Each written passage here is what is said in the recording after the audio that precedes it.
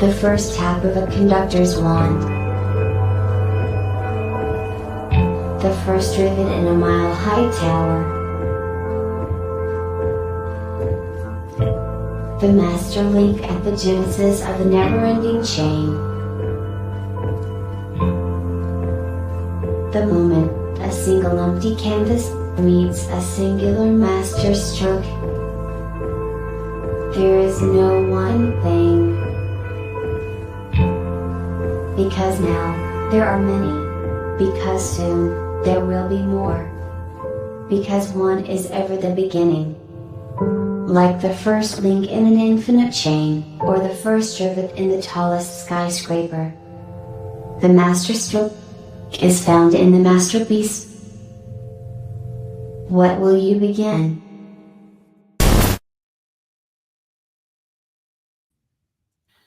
Hello, hello, hello, everybody. Welcome to World Blockchain Roundtable. I'm going to be your host, the Emperor, a real live, voted in, unanimous vote, Emperor of the DinDAO and Din.social. And joining us today on the World Blockchain Roundtable we have, first let's start from the bottom. We have Aaron Day joining us.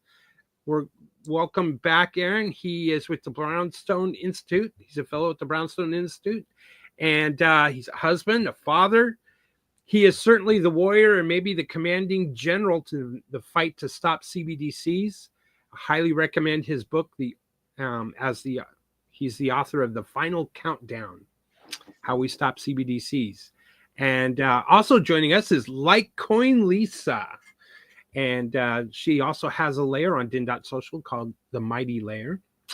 And in our top right corner is Andrew Joseph and Zach Kaiser from the Legacy Right. Hey, how's it going, everybody? Doing good. Snowing. What? Yeah. Oh, I'm jealous. Yeah. We never get snow, and it is supposed to snow 3 to 4 inches here in Oklahoma. So I know the big news is like the fires and these very suspicious fires in California. And so, of course, hearts go out to everyone there, but it's snowing huge in Oklahoma. So yeah. It just snowed huge here in Indiana. We got 10 inches, probably for the first, the first biggest true snow in like decades. Wow. At least for my area. Wow. Yeah. That's the same kind of thing for here. Like we get ice, but we like rarely get snow. We might get, an inch or 2 at the very most. That's like a big deal. So for us to get 3 or 4 in one day, it's like snowmageddon. Well, it's cold in Texas, but no snow or ice yet. So where I'm at. Well, now we've got our intros. Last week's show was Bitcoin's birthday, January 3rd. What do we celebrate? And that was a good show. The host of last week will receive 222 lot. Each topic contributor from the last week's show will receive 83 lot. And last week's theme was nominated by me. I am. So I will receive another whopping 83 lot. And lot is layer ownership token. So anyone that would like to participate in the World Blockchain Roundtable, you can go to din.social and post a question there, and it gets upvoted. Then it will be asked live on the show, and the panel of experts will respond. And that's how you will earn lot, and which is a token or crypto asset, shall we say. Once you have the lot, that means you have perpetual passive income. So you can receive more lot in this show. And it also provides you with free edits. You don't have to pay energy to do edits. And it gives you governance votes so you can vote. And next thing you know, you can be like me and become an emperor. No. Well, that's cool. So anyway, that last week's show was interesting. We talked about Satoshi and what he created and celebrated its birthday and what its impact was. But today's show is going to be interesting. First of all, we missed Joe. We missed Satoshi Sean. If someone sees that Satoshi Sean pops up, let me know, or Greg from Rivet, and we will bring them on. That way we have a balanced screen. This whole 5 thing is a little unnerving for me. I don't know why. Maybe it's a little OCD, but I think Aaron and I can hold you guys up. There you go. There you go. There you go. So I guess we shall move on to today's topic on the World Blockchain Roundtable, WBRT, and it is blockchain solutions for a post-banking and government collapse. Dun, dun, dun. So are we ready to get into it? I am. You are. Is there anything that anybody, before we get into questions and into this topic, would like to maybe preface this topic with? You have anything to say about this? I think smart contracts destroy the banking cartel. I think the more noise we can make, the more chains that are consistent, the harder it is for them to gain control over the entire ecosystem. I like that idea. Yeah. Yeah. I would add that who knows if it will happen or not, but the everything bubble of debt, especially in the Western world, is ever increasing and is going to present itself someday, maybe sooner than we think or than we're prepared for. And God knows what's going to happen at that point, which will create undue pressure or extreme strain and pressure on a government, and how they respond. Will they collapse? Well, if the banking system collapses. So it's like taking it from recession to deep depression and beyond. So my issue with this is that I guess the question is, if there's a banking collapse, so what happens? And it sounds like the assumption is that there's nothing that they already have in place. I think they're assuming a banking collapse. I think it's a controlled demolition. Well, and I say this because I've studied this. So I think that if you look at what's going on with CBDCs and then this thing, regulated liability network, they're basically building a global platform for all of our assets, money, tokenized money, CBDCs being part of it, but they also want to throw everything else on there as well. So that's what I think we're looking at. I think that if everything blows up, we're likely to see whatever the excuse is, they're not going to blame it on, monetary policy. They're not going to blame it on themselves. They're not going to blame it on the Federal Reserve. Whatever it is that causes this collapse, or whatever it is that they claim causes the collapse, they'll say, hey, well, exchange your bank account for the new CBDC, right? So there's going to be something that they already have. They're not just going to let it completely shut down, because of course they create money out of thin air. So it's not like they can ever run out of money. So I think we're actively living in that scenario right now. Well, Gensler said that you're already in a digital system. Mm-hmm. It's digital. The money that the Federal Reserve, that the federal government spends, is in an Oracle database. The government issues an IOU to the Federal Reserve, and then the Federal Reserve creates the money out of thin air in an Oracle database. So it's literally already digital. Yeah, that's correct. That's correct. And it's crazy you're using an Oracle database, right? You would think that it would be something more elaborate and customized and created just for them, but no, they're using a. Well, that's interesting, Aaron. So would you say that we've all been waiting for this collapse and waiting to go, we're going to go to this CBDC or this digital banking system, and they are going to put us on this, and we're going to be tracked, and oh no, we're already there. Yeah, I actually wrote an article about this for Brownstone, but basically what I'm saying is we already have a CBDC. Yeah. And then as I'm writing a new book, and we already have a social credit system. So people always say to me, well, we don't want to become like China, right? So right. China has this, depending on which province you're in or whatever, they track all of this granular information. Did you cheat in a video game? Did you leave your village? Whatever it is. Have you visited your parents enough? And so people are like, well, we don't want that. But what we have is a tax code that's 75,000 pages. It's 16 million words. And we have no idea what our score is. We have no idea if we're complying with the rules. And if we don't comply with the rules, they throw us in prison. There are more people in prison in the United States than China, even though China has 4.2 times the population. So yes, I would say we already have a CBDC. It can get worse. You can add more surveillance. You can track more things, but it's already a digital currency. And this is, it's hard to communicate this. I mean, I put this in this article, but the reason I'm doing this new book is to say, guys, we're already where you fear we're going to be. And it only gets worse from here. I couldn't agree more, Aaron. And like you've mentioned, and I've learned from you about the MasterCard that has the capability of monitoring your carbon credits and how much you're spending as far as carbon goes, and how much carbon credits you should purchase to offset your movements and release of carbon into the atmosphere. And the next step is obviously then curtailing your purchases, which they have that ability too. It's something that people might have opted in for because it's not mandatory, but eventually it's going to come down to that.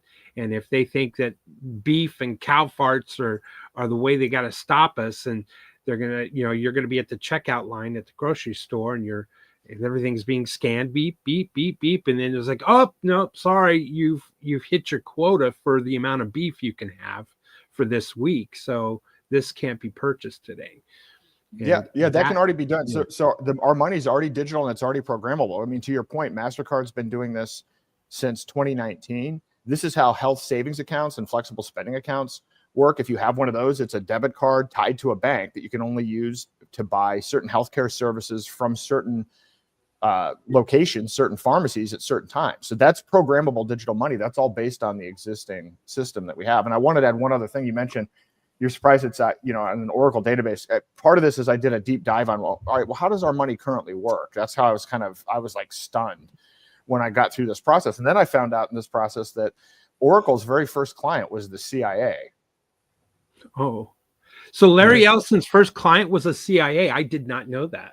Yes. So I actually just found that out within the last week. So are you talking about Sun Oracle? No, it's a database company called Oracle. It's got like a red logo. Yeah, Larry Ellison was the founder. They merged. The two companies merged. Yeah, they did. They did. To Andrew's point, they did merge. At one point, if I recall, back in the maybe late 80s, early 90s, it was the richest man was Bill Gates, and the second richest man in the world was Larry Ellison, or he was real close to that at one point because of the Oracle database. Oracle was running everything, especially when everyone was using like a mainframe and you had a dumb terminal. There was a lot of Oracle databases that were being used in that format or that network, if I recall. So Larry Ellison was is a unique individual straight out of Silicon Valley. Yep. Wow, Aaron, that's interesting. Well, shall we move into, let's see if I can get to that screen where I need to be. I wanted to add one more thing onto Aaron's point. Once they use your money like that, Kroger just added dynamic pricing using AI and your facial recognition. And so other companies are going to start doing this as well. So depending on, and the airlines already do this with your data, they judge how much they think that you will pay for a seat or whatever. And so as you're shopping, then you walk up and you're checking out, like you were saying, I am beep, beep, beep. Oh, too many cow fart credits, whatever. Well, now your AI or their dynamic pricing can change with your AI and know your social score, or, oh, you're white privilege, you can't buy this item, whatever. Like all of it plays into all that as well. Yeah. So effectively, and I'm going to add a point to all this. Start finding local alternatives. Yes. Yeah. Big time. Great point. Great Real point. site, and it's really to look for like raw milk, but you can also use it to look for local farm co-ops just for anything and everything. But realmilk.com, if you don't know what that is, it's just realmilk.com, I believe, and you can look for like local farms and local farm co-ops. Try to shop as local back to your community as possible. Good point. Great point. Well, we will, with that, I think that's going to be part of our discussion and certainly going to be mentioned. So again, today's show is right here.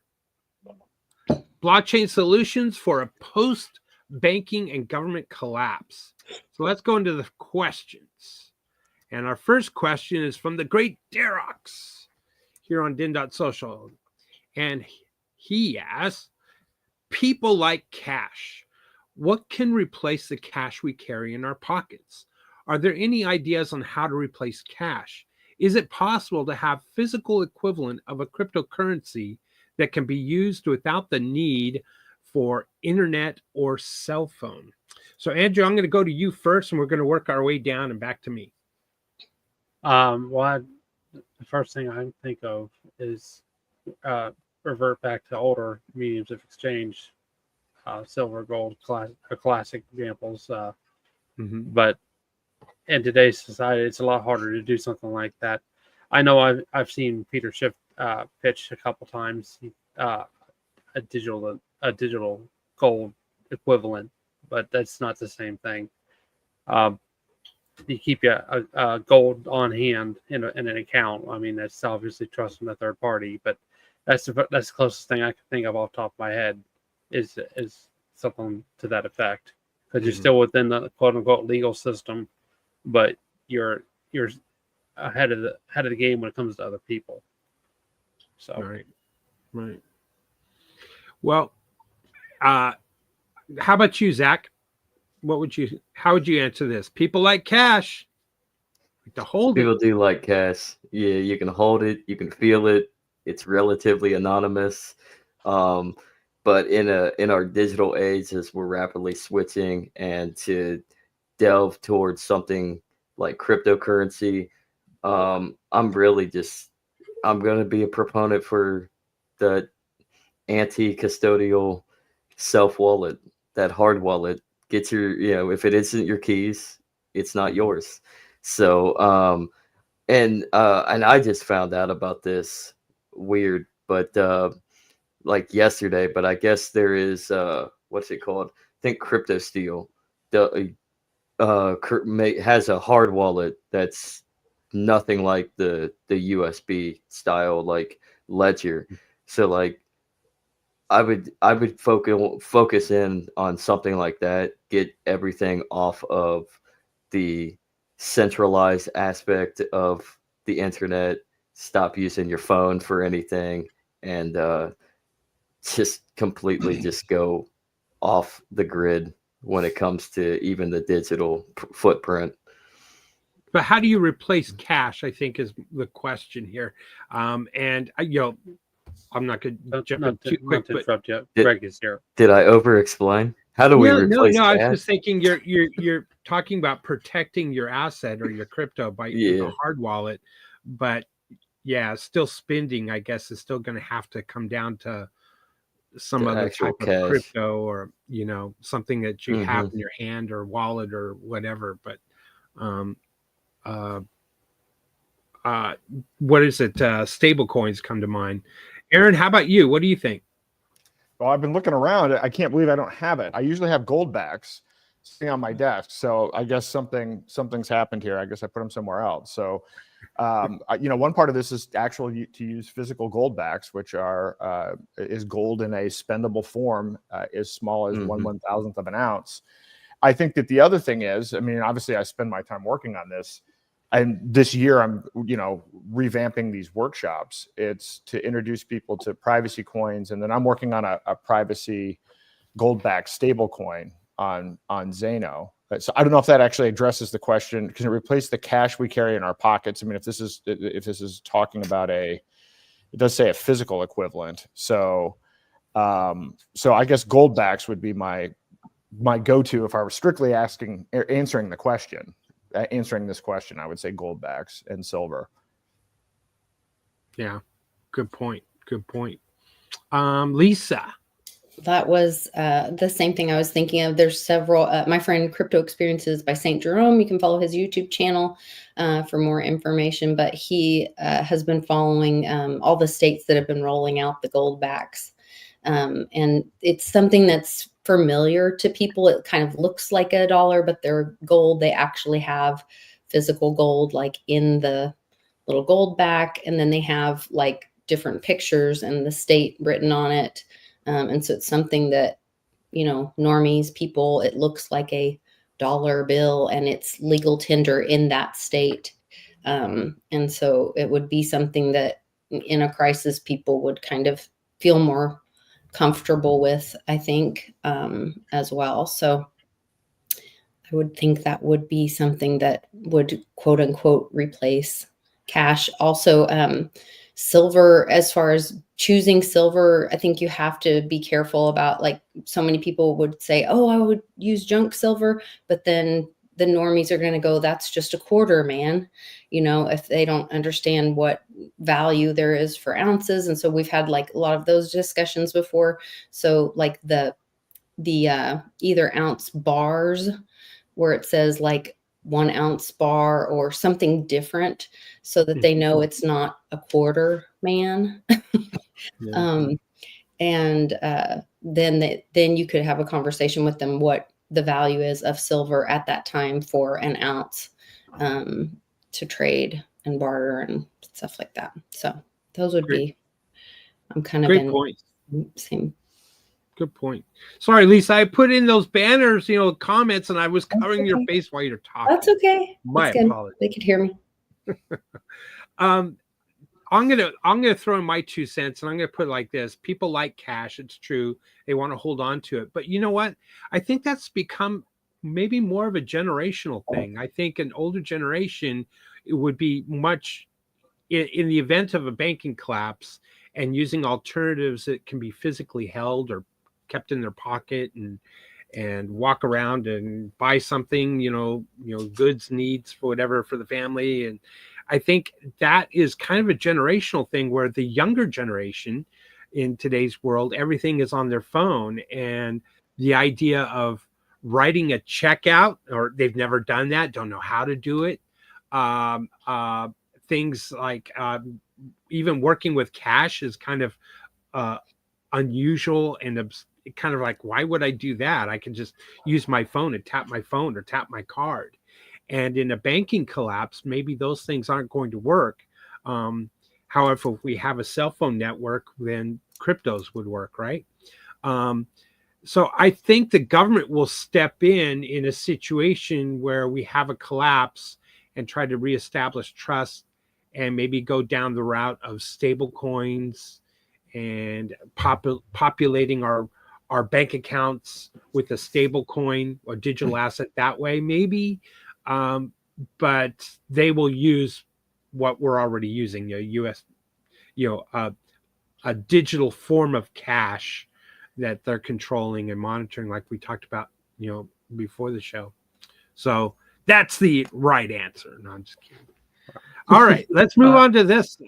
Go ahead. Real quick, Aaron. Greg is here. Oh, Greg. Let's bring in Greg and balance the group. Thanks for Greg. Welcome. You want to let him answer real quick? First question. I was totally hitting my mime skills on the. I don't know if anybody saw me do an invisible wall, but no, I didn't. In the lobby. I didn't see you at the bottom. I'm so sorry, sir. How you been? No, it's all good. It's all good. How's it going? Good. Happy New Year. Well, we were on our first question. People like cash. In the event of a financial collapse or a government collapse, what are we going to use what are we going to carry in our pockets? It's really hard to do cash, right? Like the problem with cash is if you wanted to do something digital, it'd be like putting a hat on a hat. You'd be generating this paper that could then be counterfeited. How do you secure a cash destruction and creation decentralized machine? Like, if you could create a system that could 3D print without misrepresenting what you actually have access to, and somehow return that to you, either when you shred it, spend it, or whatever, right? Anything that needs to have a transaction happen in order to make it balance, then the two must be interconnected if you wanted to do it with something on chain. So I don't think that we can really replace cash as much as we can decide to have full reserve banking, I guess. Yeah. There almost needs to be that there as an aside thing. Or somebody can get clever and design something that I haven't thought of yet. Right. Yeah, that's true. That's a good point. Good point. So I think it's a big open question. If anybody has great ideas, they should try them. Right. Darox, by the way, made a comment to his post that says, I think this will never happen. So what? That we won't switch to a cash-based system at the time of a collapse, or that the collapse will never happen? Monetary theory will continue on indefinitely. I think people don't want cash. Like to your point, I am, when I had babysitters and stuff, I'd try to hand them cash and they're like, can you just send it to my phone? I mean, they don't want to exchange that way. That's right. That's right. They want, and to Greg's point, people don't even trust cash because it's been so counterfeited and whatever. Like, they want the trustless part of, they want it going through PayPal or Cash App or whatever, so that they don't have to deal with, getting fake bills or whatever. Well, plus they learned that the COVID virus can spread on cash. Oh dear. Oh yeah, that's right. That's right. I forgot about that. Get monkeypox. Yeah. Head into your bed too, or and also create a mass surveillance police state. Apparently, remember how people used to talk about there's even cocaine on our money. Yes. If somebody could figure out a way to refine, like, you guys have heard the seawater has trace rare earth metals theory, right? Like, you could start a viable business in desalinization just to get at those minerals if you could do it efficiently enough. Imagine the same thing, but with cash and cocaine. I know. It can be done. It's a business idea out there. Who's your supplier? Fiat. Right. Oh, exactly. The Federal Reserve. Oh, they transport it across state lines all the time. Yeah, no kidding. All right, moving on to the next question. Well, I'd just like to thank you. I'd like to thank you, Greg, for giving me the idea of becoming the greatest drug lord in the world. I will be better than Pablo Escobar. I'm going to go to World of Fire right now. To skim irresponsible behavior from things that are commonplace. Yeah. Oh my gosh, we got another contestant on The Price is Right. Great Joe who's here? It's a full house. Joe. Wow. Can we hear you? You're muted. Sorry. There we go. You need to put it in Brady Bunch mode now. There we go. Yeah, we got the Brady Bunch mode. That's for sure. Oh my goodness. Well, Joe, you've heard maybe part of the show. What's your thoughts? Is there any replacement for cash? What can we hold in our pockets after a banking collapse, government collapse? Wow. Wouldn't it be nice if crypto had a good cash plan somewhere?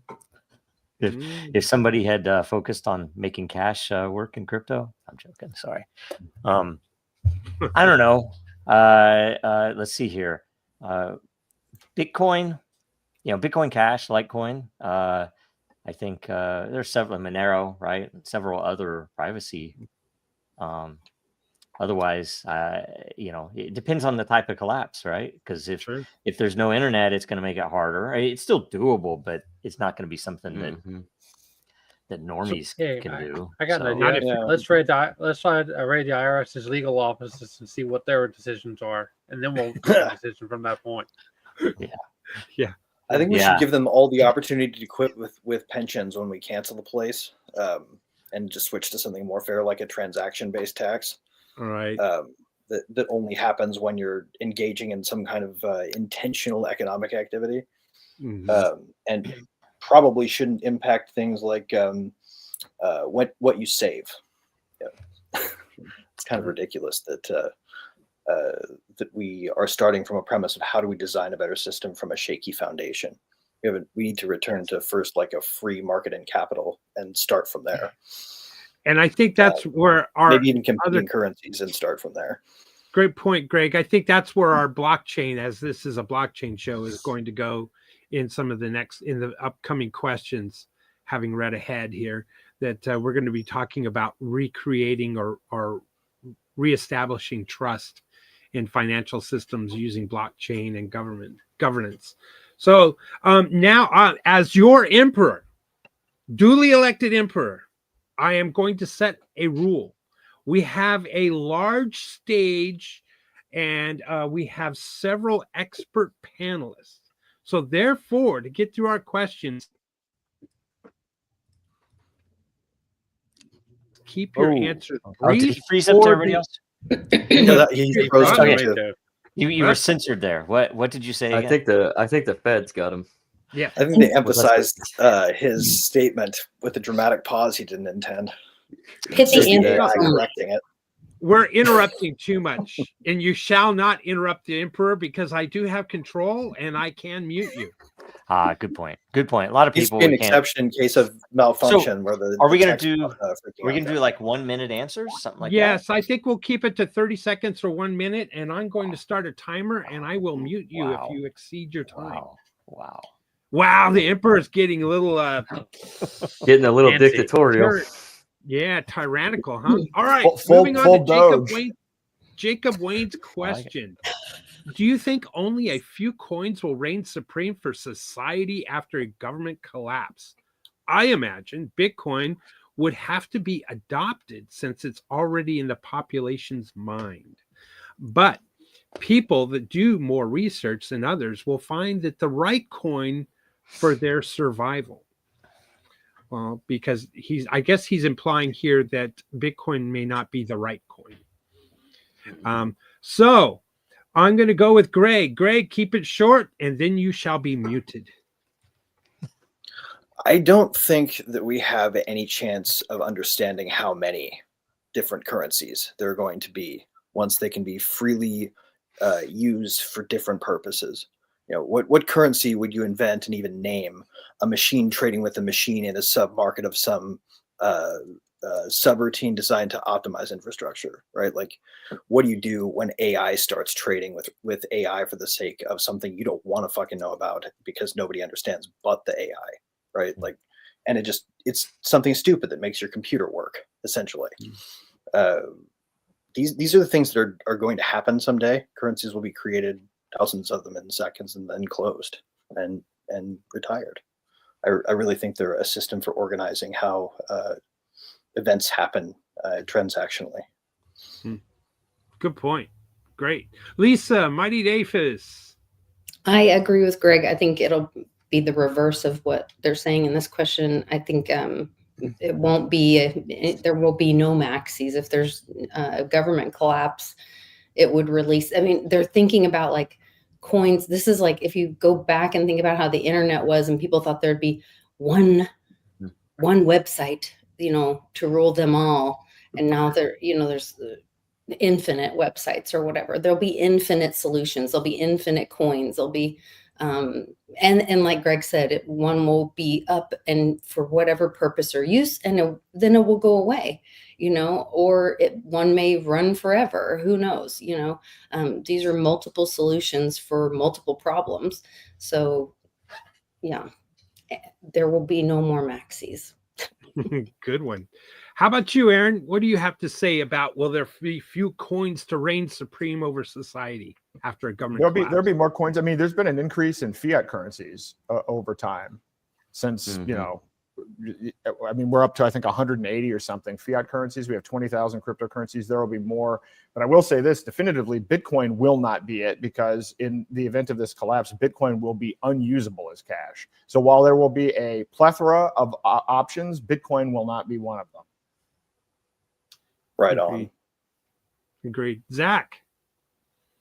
And the advent of a collapse, I think you'll start seeing a little bit more community cooperation, more localism, and people will start adopting more onto their local level and the relationships that are close in hand. So you'll see a lot more bartering than anything. That's basically all I have. You'll just see a whole lot more bartering, more trading. We'll go back to where everything, it all comes full circle. We'll go back to where it all began. Emperor, I'd like to reserve a brief reply, man. A brief reply, if I may. Go ahead. I think that's really dead on point. I mean, what is it about barter that made it inconvenient? The size of the physical objects with currency and NFTs. You can create systems of barter that flow seamlessly with cash. There's no reason why we couldn't have an NFT for every chicken that gets traded or whatever, right? Right. Yep. Tokenized assets. That's Exactly. right. Yep. That's right. You gentlemen are short and sweet with your answers and are accurate, so you're winning favor with the Emperor. No pressure, Andrew. You're next. I think between the scaling efforts and the volatility and the amount of people that are trying to pick their winners, you're going to have more and more people that are checking out because it just can't afford the difficulties associated with maintaining a crypto for growth, and that will really shake out the winners and the losers in the long term. Great point. Great point. Joe, you think you're next, but I'm going to be next because I'm the Emperor of Din.social. And this show is on Din.social. So I'm going to say that no, Bitcoin will not be the answer because it cannot scale, at least at its current state. And people will probably revert to barter and will revert to alternative coins. And you will have pockets of communities that are using different cryptos until maybe a more tyrannical government steps in post-collapse and forces people back onto their system of control. And I think that's where we're going to, and then there's going to be pushback because something like maybe one community is using Litecoin and it's working well, and another city in another state is using, I don't know, Digibyte, and another one's using Nano or whatever, and Xano. And so, or Goldbacks become the primary. And if those small communities have a robust working system, they may push back to a new federal coin, if you will. All right, Joe, I had my 2 points. All right, round it up. Let's see here. If I can do it quick. I think it's very interesting because I think everybody agrees that when it comes, when that happens, Bitcoin's not going to be able to handle, Bitcoin BTC. It won't be able to handle what would be needed in that case. And isn't it funny that all of the fighting over the ticker and the name is meaningless if it doesn't actually work, right? So, you would see if crypto is able to continue, if we still have the infrastructure for internet, you're talking Bitcoin Cash, you're talking Litecoin, you're talking Monero, you're talking things like Xano, you're talking things that work and there are dozens of them, and it's brilliant and beautiful that there's good variety. But then no matter what, you're going to end up talking eggs and bacon and loaves of bread and gold, silver, and lead, right? That those are the things that people will trade, and liquor, things that keep, right? So people will trade them. People will, will survive that way. So it'd be good. Great answer. They'll probably even take futures contracts and things and take delivery early, and that sort of thing will start to become accessible to regular people, not just traders. I do wonder if we shouldn't have seen something that would have been, an end times coin. It's like, okay, this has some mechanisms that will work in the real. Some of that is possible, but there's not really a project that focuses on that as a network, which might be so opportunities there. Yeah. Mm-hmm. All right, establishing a new currency question. Wow, who did this one? Oh, it's got to be good. It was from the Emperor. Question. I need my own little video or something. That's Oh yeah, for something. we need a little Question: in the event of a financial collapse, how can blockchain technology ensure financial stability in the absence of traditional banking systems? Blockchain technology ensure financial stability in the absence of traditional banking systems. Aaron, we're going to start with you. You tend to be the resident expert in this topic, and we'll go down from below. It will be Lisa, then Greg, and then we'll finish off with Zach. So you're up, Aaron. Well, the traditional banking system doesn't provide stability, so that's the first point. And so, how will blockchain technology ensure it? Through, the infinite imagination of people creatively in the marketplace, right? There's no specific way to be able to address that, but that's just how it'll work. It'll work in a way that can't be predicted, but it will work on the basis of voluntary exchange and innovation. Excellent. Wow. I don't know if anyone can top that one. Lisa, that's a tough one to follow up on. Yeah, I struggle with this because I I don't like the idea of financial stability. I think that money, any form of money, is a form of human trafficking, because I think that money counterfeits human energy. So I think that blockchain creates an opportunity for peer-to-peer transactions and frees humanity from slavery. So that's, I guess, how I think blockchain technology can ensure financial stability, but frees humanity. Good one, Lisa. Outstanding. Greg. Nullification. It will nullify the ability in its proper implementation of anybody to intervene in its function beyond a free market system. And so long as open source is protected, it will be absolutely available to anybody. Like you didn't see Ross go to jail and dark markets disappear.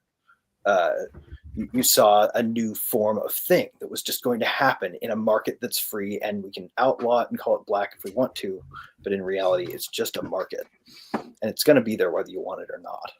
The question is, do you want to be able to see it easily? Wow. And this to me is,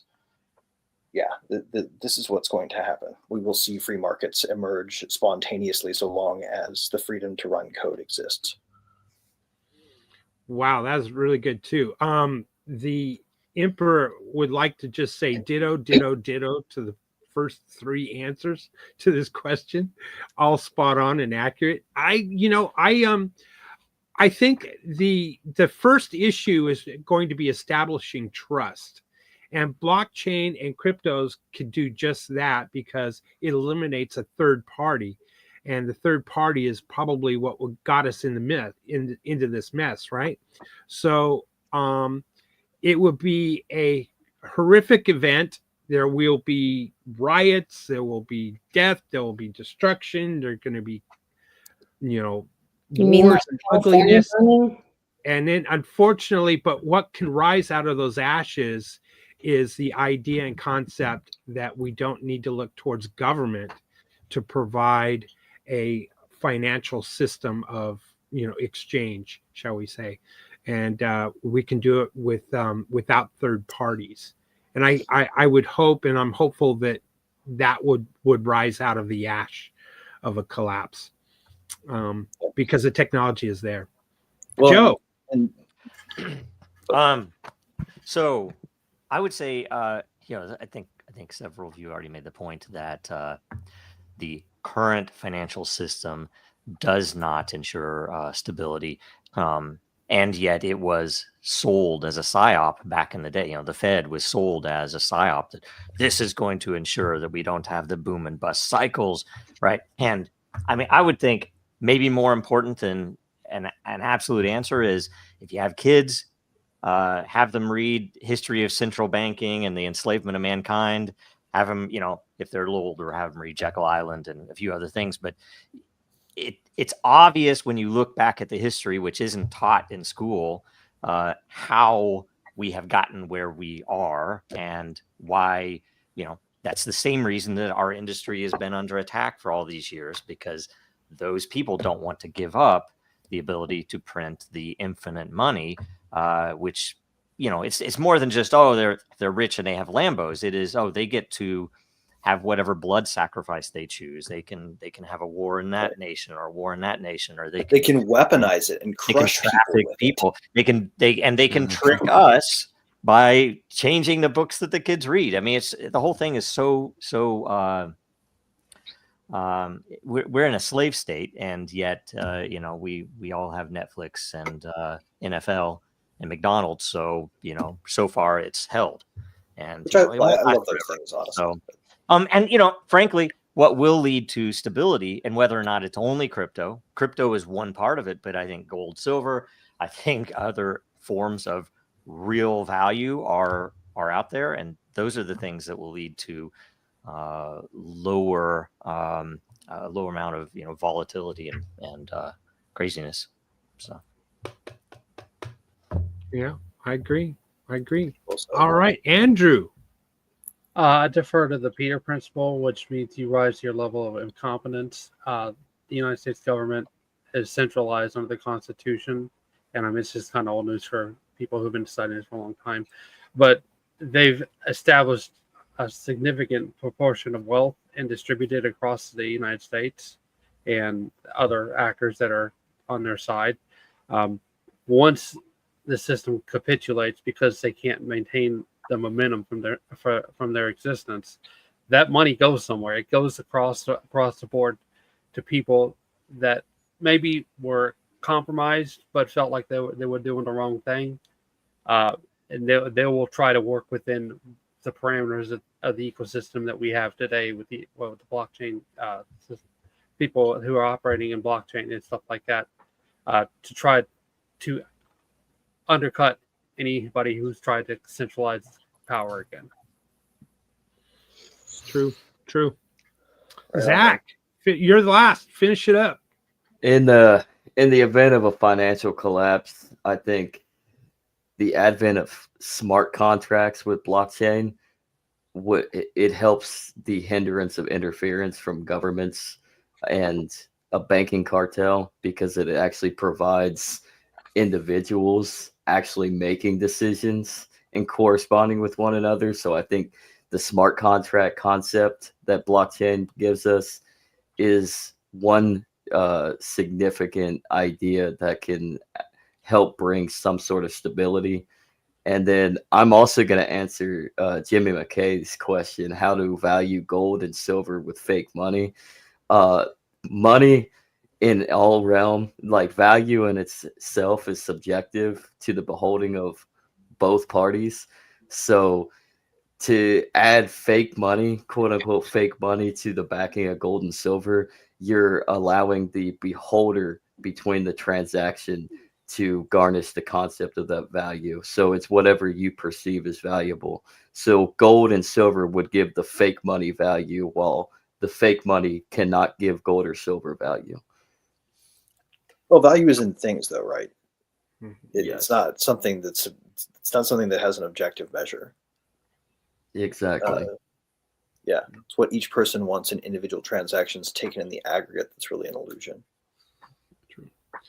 You know what, folks? We have experts. I can't believe we don't have 1 million views yet here, because you are all spot on. All right, identity and property rights. Post-collapse, proof of identity will be critical, and so will proof of property ownership. Question: what role could blockchain play in maintaining identity, property ownership in the event of a government collapse? I'm going to go first on this one, and we'll just go down from where I'm at. Well, Joe will be next. You know, it's all about prep, right? And preparing. I think if we can all agree that some form of collapse, if you will, is inevitable eventually, and who knows if it's tomorrow, next week, or 30 years from now. It's all about being prepared, and there are blockchain utilities out there that can provide identity and proof of ownership, tokenization of assets. is a great way. We have NFTs, we have all kinds of methodologies to be able to prepare for the inevitable collapse and have something in place and ready to go, shall we say, to be flipped on or turned on in the event that we have some kind of collapse. In other countries, they always go back to the paper, right? Shall we say, like title documents and the chain of ownership on a piece of property. And that could all be posted onto a blockchain. And then after a collapse, there's your, confirmation of who owns what property, and it hasn't been altered. So that's my answer. Joe? This is interesting. And, there are probably some systems. There are some, like, say, property systems out there, and there are definitely some identity systems out there that could be used to do that. That uses blockchain, uses some type of decentralized identity to do various things. But in the end, it's all about proof. And I've always been an advocate of, don't try to, if you're wanting to do something in the blockchain world, don't try to, like, say, go through the powers that be. Don't try to go to Congress and get them to pass some law that makes this possible. Instead, use what's already there. There are already rules for how do you title the property. There are already rules for how do you identify yourself. Now you can take those rules and establish something using those rules, and then persist that something on chain. Now you have both traditional rules. So if a judge that doesn't understand the chain could, that's an old title, I can see that. Okay. But you also have the chain to say, okay, it's been on here for 3 years. So there's, 12 or $15 billion worth of proof that it would be very expensive for me to fake this, right? And so the more evidence you can produce like that, the better. And, preppers should probably be doing that alongside, putting everything in a Faraday cage, and, all the classic books, and your identity and your property, your title should be in there, and it should all have something on chain. Good. Excellent. Right on, man. All right. You're next. I'm not particularly versed about the history of identity, but I do know it is a more modern attempt for us to maintain a consistent identity form of a mechanism to prove who you are as a person. I mean, historically, back in the 1900s, early 1900s, people would just kind of trusted one another, and it's the trust could definitely be delivered with a blockchain, I think. But some people, they don't want to have a long-term identity. They'd rather just kind of fade out into the background, and so I think it should be voluntary. As for the proof of property, I think that's, again, if you have property and you're trying to prove it, there should be the option for you, to relinquish that property, so that if somebody wants to adversely possess it, they can. Great. Zach? Prior to the advent of the Fed, and then evidently the rise of Social Security, to maintain your identity was more voluntary, and nobody really knew you if you were a plebe. But after such things as like the Social Security Act, and more so before and even after, you have what's called a straw man, which is your certificate, your papers sold on the open market across the world with banks and mutual funds and all that. So I think with blockchain, it goes back to that mentality of the key phrase: not your key, not yours. Good. Aaron? I mean, it's interesting to see when things collapse, who's going to own the property, because I mean, even having property rights is kind of a new concept. Even usually people were serfs, and so this is kind of a new invention. I kind of like what Patrick Byrne was working on before, he got rugged at Overstock, which was this whole Medici Ventures. He was building a blockchain tech stack for human civilization to solve just this problem. He actually had one of the biggest investments was Medici land governance, and so their idea was to tokenize real estate, but then to work on all of these different elements: voting, ID systems, capital markets, all of it. That was the idea. So there's actually been quite a bit of work done in how you might build something like this out. Of course, the problem is that, the technocrats are building a system like that too, and it is a single system and it is a global system. There are other things that you can do. This is why, something like Xano allows you to tokenize assets, and you can use a handle. And moving forward, you'll be able to actually implement a reputation management system on that. So you can have an identity, but it's not necessarily is it you or not. But it's like, you own this particular asset, but we don't know who you are, and you can build a reputation around that. So, so a lot of different opportunities to innovate on this. Good point. Excellent, Lisa.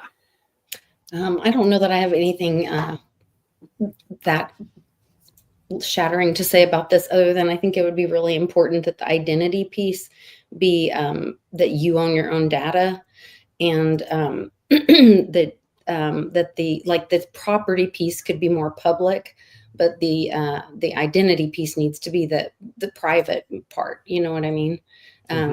They just need to be totally separate, not so much the same kind of products. You know what I mean? This identity and the property.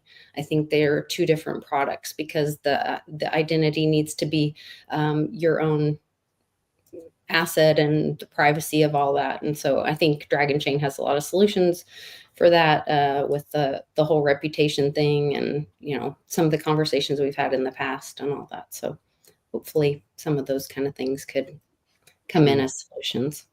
True. Satoshi Shon is not here, and he's everybody's friend. Lisa, how do you think he might answer this question? Well, yes, channeling Sean. I don't even know. He would just get into a whole long thing, and then he'd start arguing with me. So I don't know.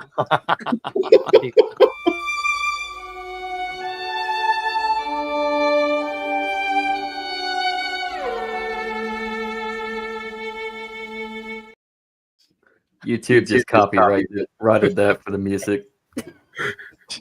No, we've played it before. It's okay. We lost Greg. Where is Greg? Man, he said he had to connect. He said be right back. Okay. Can anyone channel Greg how he might answer this? Wow. Oh man, I don't know him that well. So yeah, I don't know if I can speak to that level of detail. I'd have to get a dictionary out. He would actually. I'd have to get a thesaurus. Yes. Right. I'd have to use AI to interpret it. Yeah. And I'd probably have to use several just to get the try to get the nuance and answer. So we'll do two.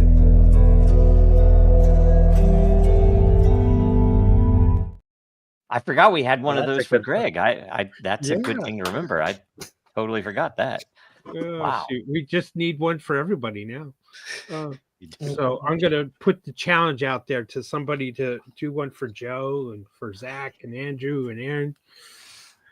All right. So let's move on to the next question. I think it's our last one. Look at that image there. I just got to say something. If you want to make something for me and Andrew together, there's a rap video out there called the Retard Dance. That's us. Oh, no. I don't know. I don't think that would be appropriate. It wouldn't certainly probably not. It wouldn't certainly match your input. There you go.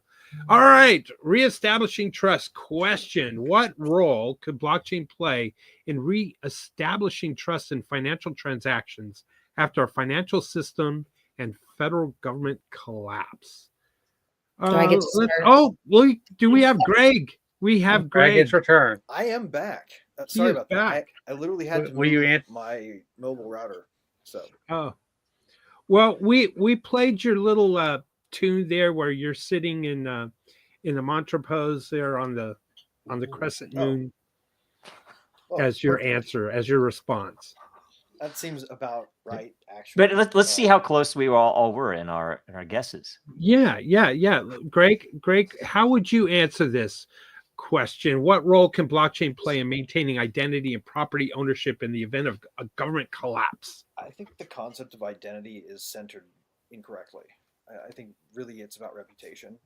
And if we're going to have a firm right to privacy built into the systems that we use, that we need to have reputation attached to whatever identity you temporarily hold as a secondary factor be the thing, right?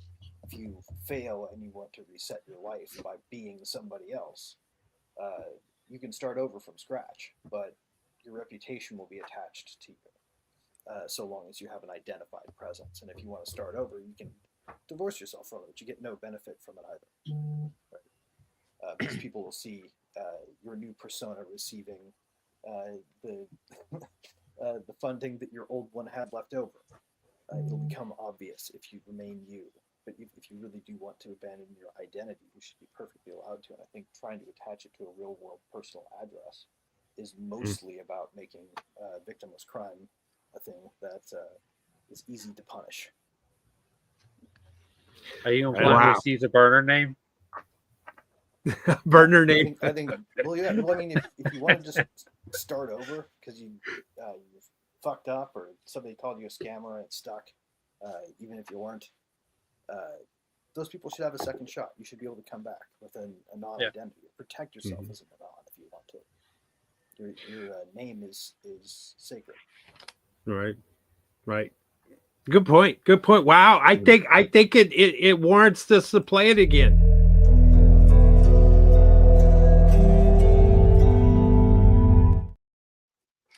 Right on. Startlingly accurate. All right, let's finish up with our last question, shall we? We the people, government and banking, blockchain, reestablishing trust. Question: what role could blockchain play in reestablishing trust in financial transactions after a financial system and federal government collapse? Let's go ahead and start with Greg at the bottom there and work our way up. Okay, so what role could blockchain play in reestablishing trust in financial transactions after a financial system and federal government collapse? Well, I think what it does is it cuts out the need for something that we would call a financial system, right? The system part is what breaks things. Every time we try to intervene and structure something outside of the free market, we fail. And it's because the free market's too complicated to predict. There's no AI we can write that anyone would call intelligence. I mean, Turing even said that if we expect it to be perfect, always right, accurate, right, that it's not actually intelligence anymore. Intelligence is often wrong. It approximates. And so I feel like we get rid of the system because no system can be trusted. It will corrupt itself. Good. Lisa. Can I go full conspiracy theory? Oh, please do. It'll be interesting if nothing else. So I just don't have a video to play afterwards. Oh, that's okay. After your comment. So during the Great Infection, ITMs were put in pretty much all over the nation, and there were coin machines or put into Walmarts, most of your Lowe's, Home Depots, now accept coin at the self-checkouts, all this. The U.S. mints were stopped mid-year, I can't remember what year, and retooled, very expensive process, to make the eagles have a flat spot on the side as a security measure. Bix Weir talks about this. He interviewed people about it, and it's not, and what they kind of got down to, or the suspicion is that you can, a machine could read that flat spot, and each coin has like a fingerprint for the metals inside of it. So it would be a way that you could vault or scan that flat spot, and it could be that identifying that coin could then be put on a blockchain. And so it would be a way to vault and have a trusted or a way to use blockchain and trust what's in the vault. Because, Fort Knox supposedly was, audited or whatever, but nobody ever trusted it, all that kind of stuff. But it would be a way to have a trusted system of vaulting metals using those ITMs that now give out coins.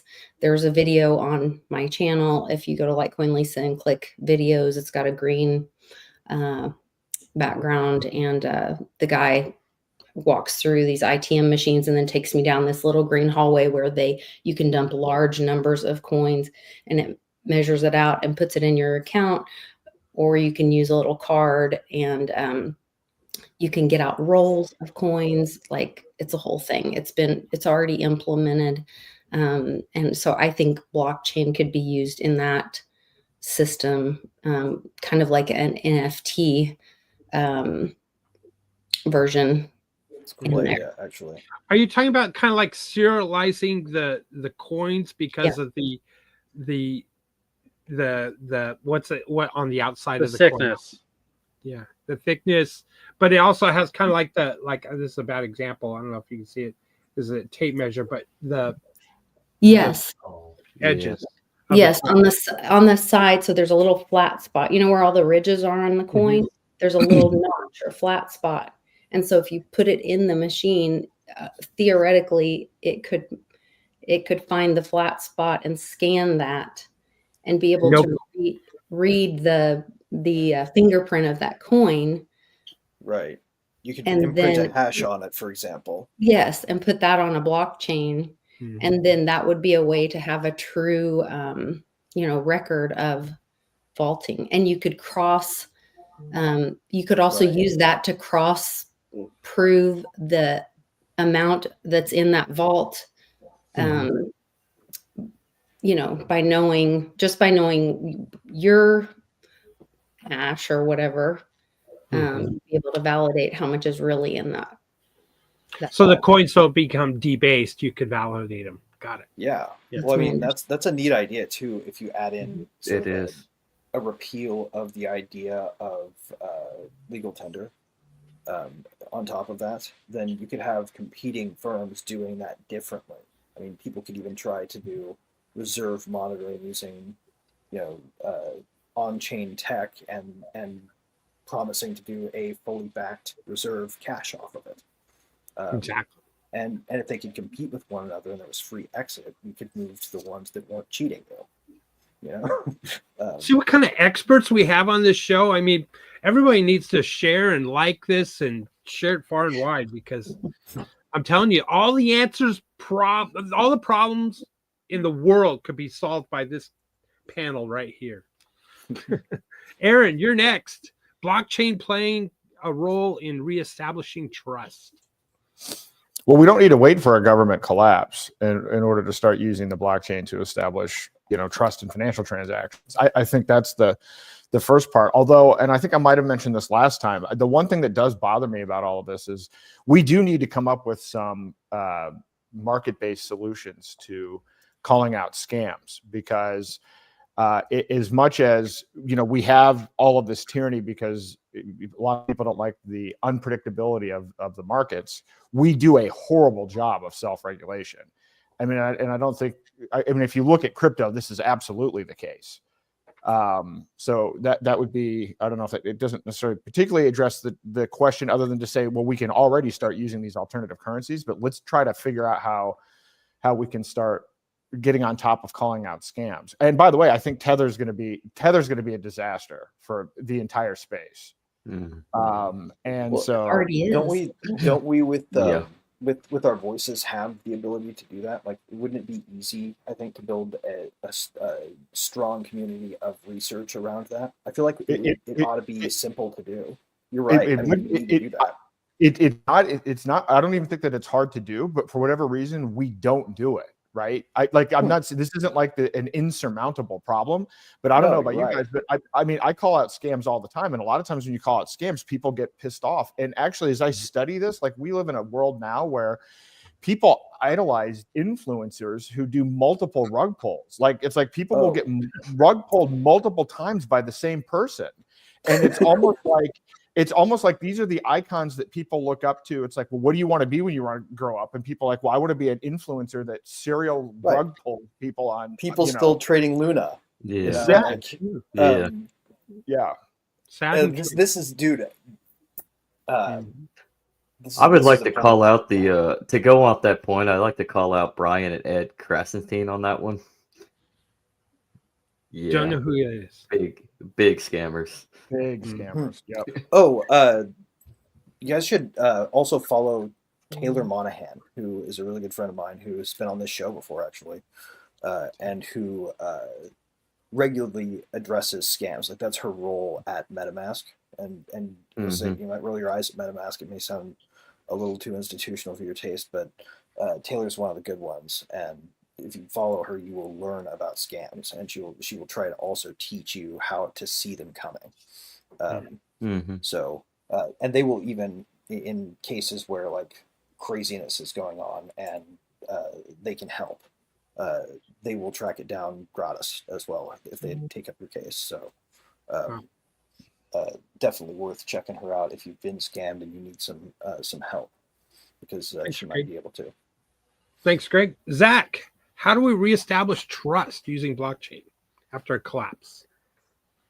Competition, supply and demand, using the market for what it really is, and breaking away from the monopoly on the money supply that we've been forced into for all these decades in this last century. I mean, more than last century. I mean, the Federal Reserve's been around for a century and 10, 11 years now, but I mean, the monetary monopoly's been going on for millennia. So, I mean, that's how we do it. We embrace the competitive features of the blockchain, and we get back to learning how to self-regulate, no matter how hard it is. But you educate, and there's people out there, to Greg's point, like there are people out there that can help with that education. So relationship building, competition, and breaking ourselves from the monopoly. Yeah. Great. Good point. All right, Andrew. I think we need to retroactively apply the principle of free banking relative to what we have today, which is one banking system distributed across the country. They had to establish their own proofs of trust within their communities. Another thing you should consider is that everyone is so interested in trying to fix all the problems when people should focus on one problem at a time and move very slowly. And obviously we should do this regionally to try and establish, more localized trust. That's just a couple things I can think of. Agreed. Joe. You could say it could help reestablish trust by getting things on chain, getting things, in a place that we can have some transparency, seeing that data. Like, let's say after a government collapse, I would suggest that any government coming in should consider using these technologies in order to make things transparent and to avoid what is obviously causing the collapse. So, yeah, are you done, Joe? I'm sorry. Yeah, totally. That was it. Good. That's actually where I was going to go. We've created DAOs now, decentralized autonomous organizations, and we have blockchain for voting on proposals and voting on, shall we say, legislation. And you can eliminate most of the money in politics if we adopted different measures in that realm itself. So in the event of a collapsed system, I would hope that more and more people learn from the past and learn from the mistakes and gravitate towards a more trustless system and blockchain solutions that would facilitate and more trust in the system, because we could participate in a way that would lower the amount of money influence, shall we say, in the elected officials. And I think that is a golden opportunity that blockchain can provide in rebuilding a better society for everyone. And of course, reestablishing trust in your money. Why do we not have trust in fiat? Well, it's not backed by anything. It's overprinted, and it doesn't have any scarcity principles anymore. So, that hidden tax of inflation is so insidious and ugly. I think we would be able to figure out different ways to establish trust in a post-collapse system. And people will, like Aaron mentioned earlier, people will be creative and innovative, and they will solve these problems. And those problems, they're kind of like experiments. Like all the 50 states in the US were supposed to be experiments, and that they're nation states, and people would gravitate to those states that were working well because their innovation was working well. And I think that's the opportunity that blockchain can insert in a post, collapsed system. So there you go. There's your emperor's speech. I think that's our last question. Oh, wow. I'd like to respond to what you were saying there. I just come to mind that the concept of polycentric governance is where governments compete against each other.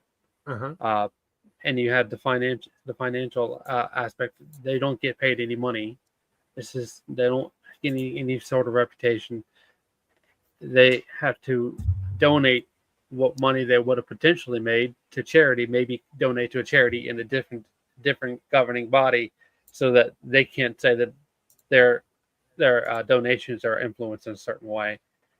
So, I mean, it's just an idea, but this is all baked in, and eventually you just don't have anywhere to room. You have to either break things up and start over, or just negotiate and see what else you can do.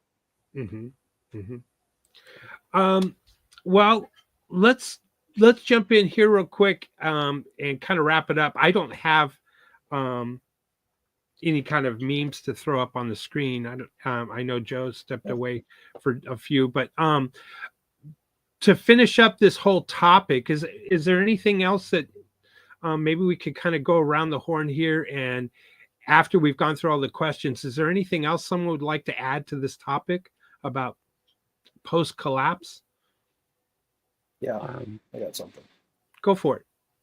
Okay, I've been looking at this weird pattern that I've been thinking about.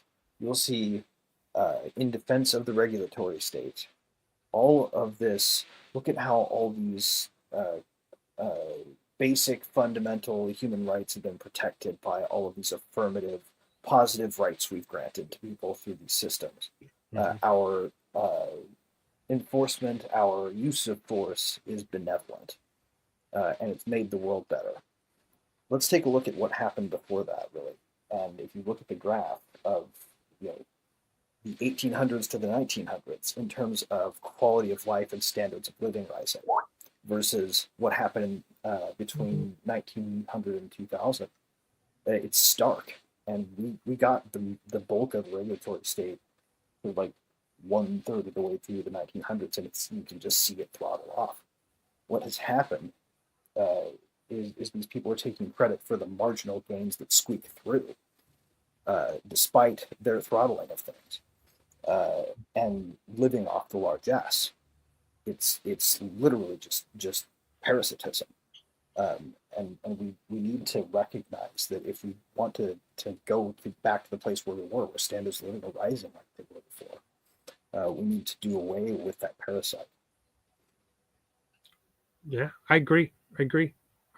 Anyone else would like to finish off any kind of comments or points they'd like to make about this topic? Before just some recommendations. Look into the Mises Institute and other think tanks. Just constantly do new research. Yeah. Keep striving for relationships. Get out there and meet. Like, it's cool that we have this virtual visualization of the internet now, and we can meet people from all over the place, but it starts locally, and you have to get out there and you got to meet people. I mean, go meet people from all aspects of the political spectrum, teach them a little bit of economics. I bet you can teach them the Austrian concept and learn a little bit from their values and then go from there. But build relationships, conduct business, cooperate, and just focus on community, because that's where it starts, is your community locally. Yeah, that's where I was going to go too. You know, we are actually building parallel systems to the banking, and we have governance models with, you know, even DAOs are such at an infant stage right now, but that DAO model can start expanding and growing into, you know, how we do legislation. We have a lot of opportunity to create and build parallel systems, so we don't fall into the same trap and same mess that we have. I think that's kind of, you know, we have to prepare for it. People talk about prepping and preppers and this. Well, part of that goes with prepping for the rebuild after, you know, a collapse, right? And that's really what I wanted to mention. Shall we move on to? Well, I was just Go ahead. I was just going to add one thing. I think the biggest issue that we have that won't be fixed by any technical systems is a complete, like, we've outsourced morality to the state. And until we stop outsourcing morality to whatever it is, we're going to be continuing to have these problems. Like, I was saying to somebody the other day, it's kind of like, you know, Elon Musk wanting to go to Mars and build a technocracy. Okay, so what is the problem that we're trying to solve here? I understand the idea of being a multiplanetary species, but the biggest threat to humanity is not an asteroid, it's humanity. So, you know, we probably should address some things there on the morality front. Well, now, by the way, I plan to be on Mars. I plan to be on Mars myself. So if they start trying to pull that shit, I will rebel. There will be a counter movement for free markets on Mars. Yeah, I mean, it'll be interesting to see who goes up first. Right. I could just see it now. I could see it now. Greg on Mars rebel. It'd be like Logan's Run. I think I Mars have a huge army, man. Everyone join my side. Mars becomes a jurisdiction problem and gerrymandering. But no, in all seriousness, you know, you're right, Aaron. It's spot on. I mean, we have these issues today, and you got to go back to some of the root problem or the root cause is the morality of society. With Mars in particular, there is an intrinsic problem too, right? Like, you do kind of have to start off with a lot of systemic order in order to survive in a bare bones colony when it's just getting off the ground. So you have to have some way to not perpetuate that system once you didn't need it anymore to survive. Right. Maybe if we figure it out here, then we would have something to do in Mars. Right. Yeah, wherever you go, there you are. Yeah, exactly. Human frailties. I'm going to Pluto. Our human frailties will follow us to Mars. Well, I mean, that's not all of them. That's why I'm going to There will Pluto. be people we can refuse entry to. Yeah. Yeah. Well, with 10 inches of snow, Zach, you're almost ready for Pluto. I'm going back to Wyoming. We're getting ready for at least another couple inches plus ice. Oh shit! Andrew's gonna get that. You're gonna get the ice, buddy. Oh, here we go. Here's a good statement right here. You cannot legislate morality. Isn't that true? I get that. What do you mean? I'm gonna try to do that next week. No, morality guides legislation. That's backwards. All right. The individual's morality would do it. Wait. But then we see this, but you can legislate immorality. I do kind of agree on that one. Yep. I agree. I mean, The best way to legislate immorality is to try to legislate morality. Unjust laws, right? Well, yeah. I mean, we legislate what is perceived to be immoral all the time. I mean, we don't. Nobody agrees with murder. Nobody agrees with rape. Nobody agrees with any type of abuse or egregious acts. So, I mean, I agree with the legislating of immorality, but you can't really legislate it when it's still on that moral aspect of subjectivism. Right. And you also can't have targeted killing murder drone systems if you want to Right. have anything about the Right. government be moral. You know, like the things that it does need to be cleansed first if it's going to have any kind of a high ground. Yeah. Greg, Speaking of which- what was that, Lisa? I said, speaking of which, that could take us into current events. That's perfect segue. That's where I was going. Yeah, Go for it, I Lisa. am. And I did an amazing show on Monday on my channel. He had all this crazy, amazing information about the bomb, the Tesla The Cybertruck. Cybertruck that went off. That was a great Tesla ad, wasn't it? What's that? It was a good Tesla ad because of it contained most of the blast. Go ahead, Lisa. The Yes. front doors of the freaking Contained casino didn't even break. The fireworks or whatever that was, most likely self-driven by a drone expert who may still be alive. But the FBI confirmed that the emails were sent by Matt Livsberger. Is that how you say his last name? Right. And so I thought that was interesting. That kind of rolled up, I think Tuesday or Wednesday, that right after we did the video on Monday. But that was really, so I've been following Dr. Greer, and he was saying that the way that they're going to be able to show people 0-point technology is that because people won't understand it or won't be able to kind of unpack it. But the easiest way is just to say, hey, look at these UFOs. Do you see that there's no heat source on them, whatever? And then that way they could explain it better. Well, kind of what we're experiencing right now with these drones and all this is just that. And then this, what's that? Forbes guy? Ashton Forbes. He's been So- researching the whole. He's the more current version of the Dr. Greer guy who IM was explaining that, he's been following all this, the missing Malaysian plane and how they basically created like a Stargate kind of thing and zapped the plane, folded dimensions or whatever with these drones. And they're showing the technology to people. It's the disclosure that's happening right out in front of everyone. Yeah. I think the gentleman- idea that we don't have black military projects, even though we did during the Cold War, is clear if you look straight at the facts. These are obviously just U.S. military operations. They're just about.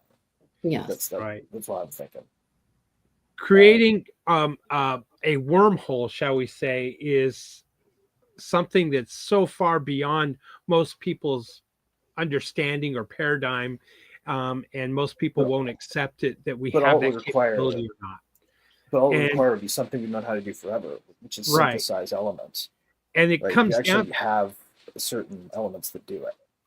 true, but it really comes down to 0-point energy and being able to control, Well, I mean, energy and quantum fields, and anyway, that I guess Ashton Forbes, I recommend that I went take a look at his channel and look at his research. He's a brilliant mind, just like we have here on our panel, and he is focused in on the missing Malaysian flight, and that's turned into something else.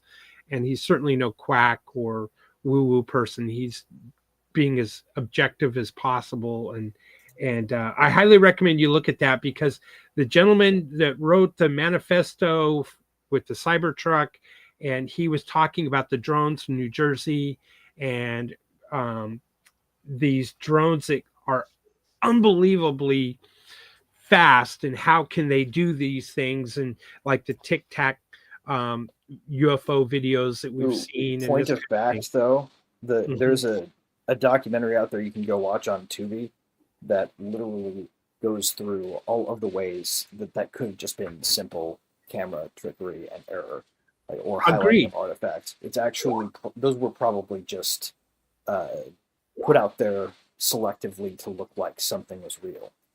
Yeah, whatever the heck email, is to be disclosed has not. But the point is that his email, and the reason that he did the Tesla event, was that he wasn't getting attention, and he was trying to bring attention to what he had guilt or felt, what he experienced with the Afghanistan. We won't say the word because we don't want the bad attention on this video, but his military experience with drones in Afghanistan in 2019 that was covered up by the mainstream media. And he went and tried to be a whistleblower. And then, like my little homeschool mom friend, I said something to her about it the next day, and she knew exactly the military whistleblower guy's name that he sent the email to. And she said, "Oh, he's very respected in the military community, and her husband's in the military." All this, like, there's some real legitimacy with what happened, why he was trying to get the message out, and then I think there's a twofold. So you think he selected the Cybertruck so it wouldn't hurt anybody? So it wouldn't hurt anyone. Yes. That's correct. I don't know. I don't think he set but off also he was explosives in a being public place with the intention to not hurt anybody but make a point. yes, That's a big risk to take. yeah, and that's why he selected the more Trump points to Hotel. schizophrenia or post-traumatic stress. Yeah. But this is why he selected the Trump Hotel. This is also, he was being surveyed and followed by the FBI and CIA agents. So he was looking for protection, and what better vehicle to have but to protect himself with that? So there's a lot of following him around. Right. And his the body's DNA didn't match his child. Weird how the intelligence state always has the guys that they have before the disaster happens, and never manage to stop it before it does. It's crazy. What else is happening in the world? Thanks, Lisa. Current events. Somebody's got to say something. I don't follow it. So Greenland, Canada, the Panama Canal. Greenland. Lisa, yes. Aaron, enlighten us of what's happening with Greenland and Panama. Well, I mean, I don't know what's actually happening, but what I do wonder is, I mean, everybody talks about there's this election mandate, and I just don't remember until post-election where all of a sudden this became about we're going to make Canada the 51st state. He talked about Greenland last time, but now all of a sudden Don Jr. is flying over to Greenland, and we're going to take over the Panama Canal. Like, what the hell's going on? Like, how did that become this post-election priority? I hope it's bombast, honestly. I hope it's just bombast. I've seen some speculation. It's a form of pressure on like Russia and China so that they can have a consolidated union and strong territorial control. Yeah. Well, King of Denmark added some reference to Greenland to his to the coat of arms, right? And like, there's always a really weird stuff going on with that. But I saw a thing where like the U.S. is actually closer to Greenland than Denmark. It's just I mean. Is it because you realize that Trump doesn't care about building a wall anymore? He doesn't actually want the borders, so let's just because Mexico's further away. So only the Canadians and the Panamanians will care about the border now. I don't know. It's crazy. You know, Texas is like, can't complain anymore, Texas. Those are Americans now, right? We're going to take over. I think honestly, this has a lot to do with his policy making that's in the news with the tariff situation, the protectionism, because by wanting to consolidate the United States into a larger glorified union with all these resources, like the resources that Greenland has, Canada has, Mexico even, I mean, it helps, what's the word I'm looking for? I guess quantify the measure of going against not having to put in those protectionist measures, because now you have, at least in our hemisphere, because of we have the resources, so we don't necessarily have to go between borders anymore. And I think that's the narrative that he's playing right now, and we'll see if it actually happens. No, you're absolutely right. I was watching. Yeah, go ahead, and then I'll go. I next. just wanted to expand on his point. I just think that if you want to really see what Trump is up to, then you have to just watch the Joe Rogan interview to understand his strategic mindset. Right, the guy thinks in transactional deals, and whatever he's doing may be a feint in service of a deal we don't know about. That kind of shit is exactly the way the man thinks. And you can watch him over and over again in the interview, just evince that. You don't have to take his word for it. You can just see the guy in action, because that was not a mask. I think you actually got to see the real guy. And if you want to guess his strategy on this thing, then I would suspect that we probably don't have access to the appropriate information to really know. Now, I'd love to have that information, and we should probably have that information in a philosophical sense, but for what we've got right now, we may be getting excited about something really not material, especially because the media machine is still controlled by the people in power now. I wanted to bring up something directly related to it, but in a different way. That the entire Christmas H-1B blow up. Interrupted you, Aaron. Oh. What? I couldn't hear. Go ahead, Joe. Go ahead, Joe. I couldn't hear. All right. Hot water heaters? No, the H-1B visa. The bird flu. Blew up. Oh, the H-1B. Yeah. God, guys, fucking blew up over Christmas, and and it kind of exposed a lot of the supposed America First stuff, because they want to import a whole bunch of a certain I'm sorry, but nationality. Hold on, Greg. Let him finish. I think we're ever doing that again. Greg, let him finish. What were you saying, Joe? Sorry. I forgot by now. Jesus Christ. No, it's just the H-1B thing, which, by the way, I've been tracking for 30 years. That was the original reason I had to leave Kansas City, because all of the local industry was hiring in so many H-1Bs that all of our contract rates dropped through the floor. So I had to start looking around. You know, my solution was I had to get a job with a security clearance where I didn't have to compete against H-1Bs. That's how I survived in the software industry for years and years, and then finally started my own entities and started doing some things, once I had enough experience. But it's largely ignored by all the politicians, even the ones that were, supposedly, populists. They didn't capture it because they didn't understand the tech world. They didn't understand a lot of what was going on. And as it turns out, Oracle and Microsoft were some of the first to really push it, but then a lot of the other big tech companies were doing it, and it wasn't what you will hear that we need skilled people, because they will lay off the skilled people that are here.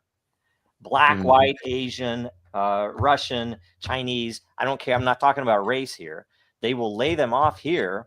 And by the way, good devs that I've known, in order to hire, and oftentimes when I was at Disney, one of the dudes that I he was in the same cube area as me, they laid him off, but not before they made him train his replacement. Wow. Right, who happened to be a foreigner who came over, who was probably making a third, and probably, by the way, with the scams that they run, was paying 20 or 30% of his salary out to the firm that that interviewed for him and faked his resume and all that stuff.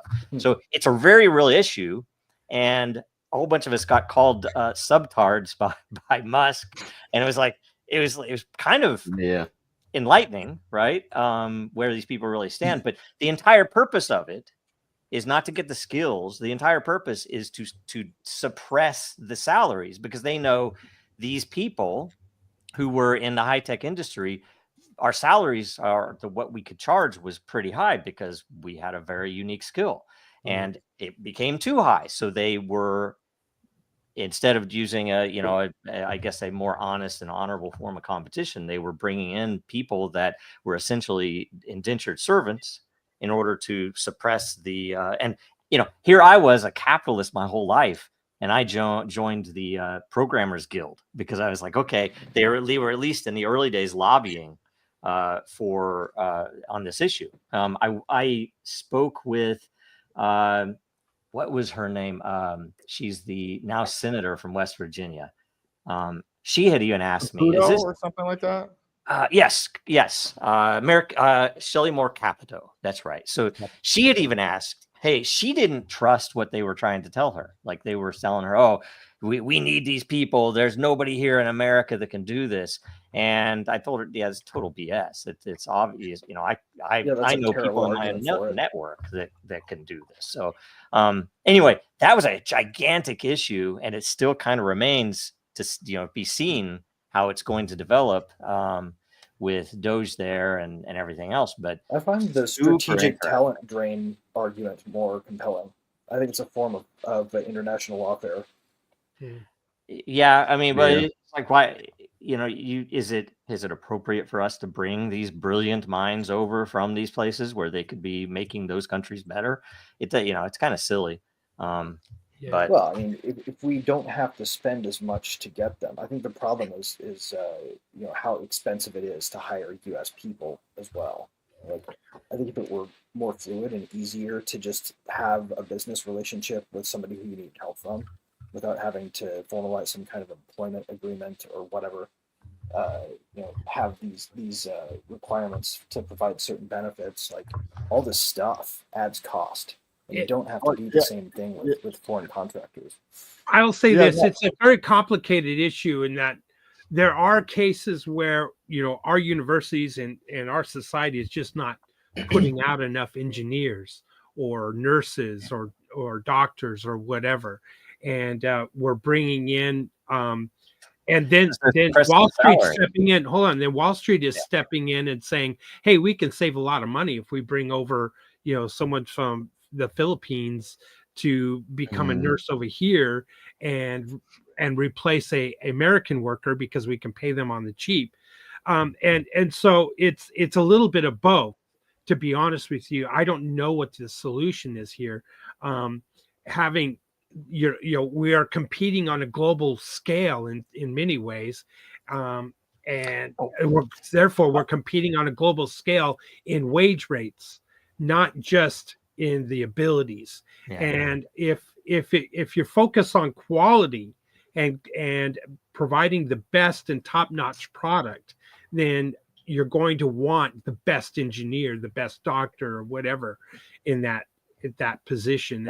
And that's what really should be I guess maybe that's where the answer lies, rather than where the worker comes from and the rate of pay. Totally. If it were entirely based upon actual skills, but it isn't. It's a scam, and there are a whole bunch of little weird, funny tricks that they play. They require skills together that are very atypical to be together. So nobody will actually, who's honest, will actually be able to apply. When they get anybody that will lie on their resume is the only people they can hire. Stuff like that. By the way, the other thing, a prediction, and if anybody saw it, I predict that Sam Hyde will run for president. And I predict that he will win. All right? Yeah. 10 years maybe. It was so obvious watching that video that he put out. I was like, I think he's probably going to do it. Who is Sam Hyde? Comedian. Hyde. He put out a video on the H-1B issue related to Elon Musk. If it was supposedly watch out for propaganda. Yeah. So Sean and I had that video, or we talked about the H-1B a while back, because when it rolled out, I was like, hey, what happened to America first and all this? So I pushed back on Trump and Elon with it. And Sean ended up defending it and saying that, well, it's a way to have people be able to earn their citizenship, and it was a good thing. And he said that we were having a brain drain in America, that good engineers were leaving because of all the heavy regulation. That innovators in America were leaving because of the heavy regulation. It may be hard to find the most brilliant because they're probably fleeing the shores. I mean, it's a double-edged sword. It's a double-edged sword. I mean, at one end you have the smartest and the brightest of our country that are going elsewhere because of the regulations here, but then you have the scammers and the weak links that are coming over here that probably aren't the brightest. I'm not saying that there aren't anybody that's more skilled, but it's a double-edged sword. You got this and you got that. So left versus right, sadly. Prodigies and all-stars, right? Rock stars should be always freely admitted in the United States, but this is just another issue where what we're actually fighting is technocracy, and Elon is at the top of the heap for technocracy. And this is the part that we really need to be recognizing, because they want to manipulate the H-1B in a way that specifically benefits Musk. And by the way, the one other thing that we learned about that whole thing is X is not a free speech platform, and he will cancel people that disagree with him. I mean, it never was, but I mean, at this point, I'm getting really frustrated, because I know a lot of people that should know better that actually think that Elon is this white knight. And I actually predict that we're going to do more to increase the surveillance state in the first 100 days of the Trump administration than we did in the last 4 years under Biden. Peter Thiel. Yep. All the gang. It was Peter Thiel. And they have a fundamental view of the current status quo system as just in need of an upgrade. They see the problem as it not working like it should. They can fix it, as opposed to it not working like it should because it's fundamentally morally bankrupt. Yeah, it needs to collapse. Whatever we can do. Well, and we need to make sure that we burn the ground beneath it in such a way that nothing like it could ever possibly reemerge. The mistake the founders made was not coming up with a system to address, like the addition of an administrative state. We should fix the Constitution to make sure it goes away. Yeah. All I got to say is, it just seems like the Big Daddy subsidy gang, aka the PayPal mafia, has achieved what they wanted. Yep. They put the right money in. In fairness to some of the people at PayPal, some of them did actually go on to do some really cool stuff. They did. You cannot denigrate the awesomeness of rockets and those badass electric cars, regardless of whatever mistakes Elon might be making. I wouldn't wish him out of existence or money, because then we wouldn't have the stuff he made.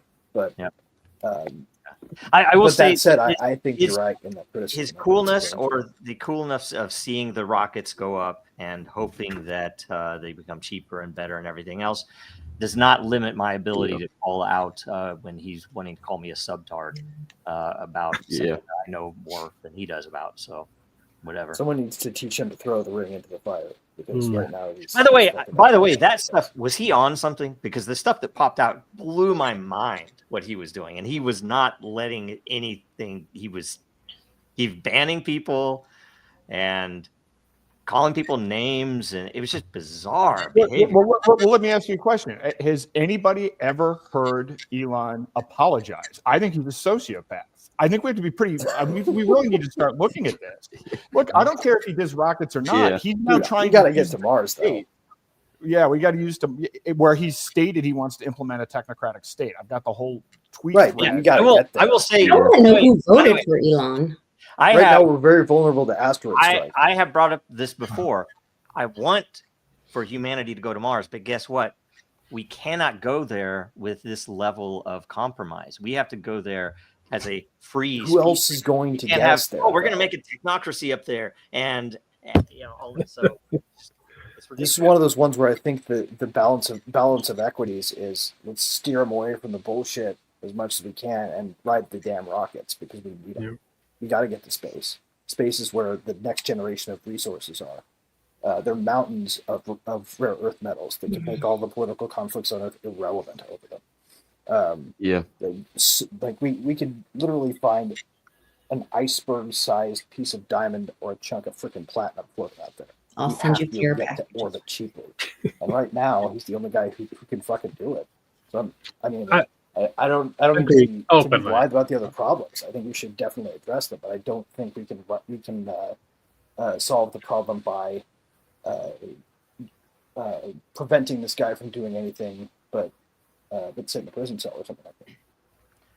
Well, nobody's suggesting a prison cell. He should be involved in his private activities, and he should stay the fuck out of government. Right. I think this is an example of government corrupting private activity. Who do you think created his private businesses? That's true. Wow. That's Yeah, amazing. where did he? Yeah. And by the way, Who butters his bread? by the Who way, butters I'm his all bread? for just the same as I'm all Who's for landed the a rocket? human hand grenade aspect of these people. If his involvement in government decimates the number of federal employees, How many people Yeah, would have died in that it's- in the explosion end, if it's okay. Cybertrucks didn't exist, for instance? Who else would have built that? with a Cybertruck, I don't know. Yeah, I don't know. I mean, I don't know. no. So you know- hopefully he cuts government. Net good in the world Pretty economically. good. So that's all I'm saying. We just got to keep them out of politics. Yeah, I don't know. If I they want to ever go get- back to real quick. All right. I want to go back to real quick to Greenland because I did get to mention my point on Greenland. I was watching the weekly or bi-weekly update or show on Texit, the idea that, from the Texas National Movement, and the conversation came up in the group chat, and the president of the TNM, Texas National Movement, spoke about the Greenland thing, and he was upset by it because he said it appears that we're bullying it rather than the people of Greenland to be able to self-determine who they want to be It's governed by. We also already have a ton the of Hawaii equity model. on there Let me already. finish. If they self-determine, what should be on their ballot is, do we want to become our own nation? Do we want to join the U.S.? Do we want to stay as is with Denmark? And really, that's what it comes down to, is self-determination. That's all I wanted to mention. That. Oh, yeah. Conversation. I just wanted to add that there's a lot of economic interchange already. I mean, Greenland may seem out of the blue to most people, but there's a lot of U.S. activity there already. Well, there's a lot of rare earth metals and various things that are underneath that ice, and we know that, and that's kind of where it's coming up into play too. So Well- Hawaii model. That's what they're gonna do. We're gonna go in there and Yeah, that's a question. Yeah. Well, hey everybody, listen. There are 3, 6, 7 of us, and if we all took a minute, we would almost run out of time. So I'm cutting us off here now, so we can give us your updates. So everyone, you got 30 seconds to 45 seconds, and then you're muted. We're going to start with Andrew. We're going to circle to Greg and across to Lisa and up and down, and I'm going to finish off. So Andrew, what's up with you, sir? We're having our very first episode of the League of Gentlemen program tonight at 7 o'clock Mountain Time. Nice. If you could come check us out, that'd be great. Thank you very much. Good. Greg. Got some big times coming up, guys, and I just wanted to quickly presage some announcements or some things that are going to be coming out over the next couple of weeks. We're getting ready to stand up for Joe and really help pick this fight properly. The SEC has been in the wrong, and now they're in the wrong, especially because of the repeal of the Chevron deference doctrine. And we need to stand up for Joe, and we can win. Right, so get ready for striking a blow at the heart of the fucking technocratic control, as Aaron might also note, that is getting in the way of people doing actually innovative, useful things without government control. Lisa. Happy New Year, and hold everything lightly. Right now, and be kind. A lot of people are going through a lot of stuff right now, and love one another. We'll see you guys next time. Aaron, thank you. The Aaron Day Show is back starting tonight at 8 o'clock, so check it out. And then also check out freerogernow.org and freeiannow.org. Ian has a hearing in federal court in February. I'm not seeing the date on the website, but we're going to go down there, and hopefully he's got a shot at getting out of this case. So go Good. free Ian and free Roger. Nice. Thanks, Amen. Zach. Legacy Right live every Friday, 11 a.m. Eastern now. So tune into that. Also, like Andrew said, we're combining with Drop the Mask, Knocked Conscious, and Buds in Reality tonight at 7 p.m. Eastern, live on X, YouTube, all over the place. So don't miss that. And then at 8 p.m., check out Freedom for Us All. That's his tag name. And Two Free Mike Decentralized and Free have their Town Liberation podcast at 8 p.m. So tune into that and see what they're getting into tonight. So that's what I have. I got a lot of plugging for everybody. Thanks. So. All right. And like Joe, and subscribe here. Oh yes. Joe. Real quick, just pay attention to what's going on, Dragon Chain. We're about to open up the Telegram chat that hasn't been open for years now. It's been announcement only for quite a while in order to facilitate some of the volunteering and some of the campaigns we're going to be running to get attention. I mean, essentially, we need attention on the case. If we get attention, it's so obvious to anybody that has promised to make American crypto great again that they will need to kill the case. So we have to get attention all the way up. This is whistleblower, the same principle that defends whistleblowers, man. Right. Public knows about it. They don't get railroaded. So, public doesn't know. We're going to need some volunteers to do a few things, and we're going to, have to. I'm going to ask all of you to help find people who can, like, say, sign the open letter, stuff like that. Especially some names, if we can get some names that would help push it up. But otherwise, that's coming over the next few weeks and month. That a lot of those things will start coming out. So pay attention. Let me know and give me a link so I can promote it on my podcast and send it out to my email list. Thank you. Will do. Thank you. Great. Thanks, Aaron. Yes. Awesome. Thank you. Joe, thank you. All right. I'm going to wrap it up here. First of all, I want to tell everybody that's in the chat and watching out there, thank you very much for tuning in. We appreciate you. Please like and share and subscribe and share this far and wide so we can grow this channel and grow. You're listening to a panel of experts in the blockchain world, people that have solutions. And I have been your host today. I've appreciated it. It's been a little nerve-wracking since this is the first time for me, but it's been fun and enjoyable. I am for I am. You can follow me on X at I am for I am we, or better yet, follow me at din.social, where I am an elected, bona fide emperor.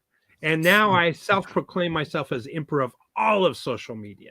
So, and I was voted in unanimously as emperor of the Din DAO. So there you go. I am a true emperor. Put that on my gravestone when it comes. Yes. Anyway, folks, I appreciate all of you. Excellent answers to beautiful, wonderful questions. And thanks for everybody for watching. So without any further ado, let's finish off with John McAfee's word of advice. Boy, I miss that, man. Yeah. Thanks again, everybody. All right. America is not the government, people. The America is you. It is the Grand fucking Canyon, the Rocky Mountains, the deserts of the Southwest, the Pacific fucking Ocean, the Atlantic fucking Ocean. It is the grandest continent. And what the fuck have you people done? You have turned yourself into sheep, every goddamn one of you.